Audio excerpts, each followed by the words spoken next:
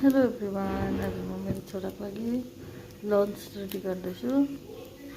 लन्चमा चाहिँ आज मजाले अन्डा पराठा खाने अरे।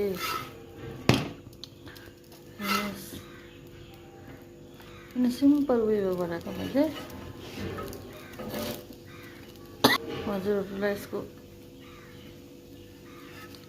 रेसिपी चाहियो भने मलाई कमेन्टमा यस गर्नुहोस्, म सेयर गरिदिन्छु तपाईँलाई। केटाकेटीको लागि चाहिँ लन्च ब्रेकफास्ट डिनर अब कस्तो खान्छ त्यही हिसाबमा हजुरहरूमा काटेर पनि देखाउँछु। अहिले अलिअलि तेल लगाउनुहोस्, रोटी बेलेर फोल्ड गर्नुहोस्, त्यसपछि अलिअलि तेल लगाउनुहोस् कम्ती, त्यसपछि फेरि यतिको राखेर यतिको बेल्नुपर्छ। यसलाई मैले बेलिसकेको छु यतिको। दुईपट्टि सेकेर अहिले तेल हाल्नु हुँदैन, त्यसपछि यसरी खोल्नुपर्छ।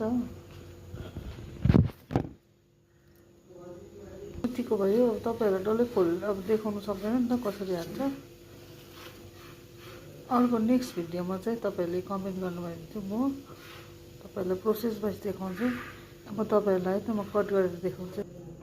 हेर्नुहोस् यतिको भएको छ, यतिको भएको छ, हेर्नुहोस्। Thanks for watching.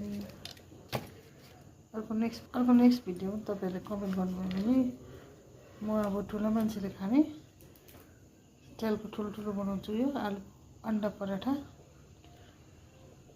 Please like, share and subscribe गरिदिनुहोस्।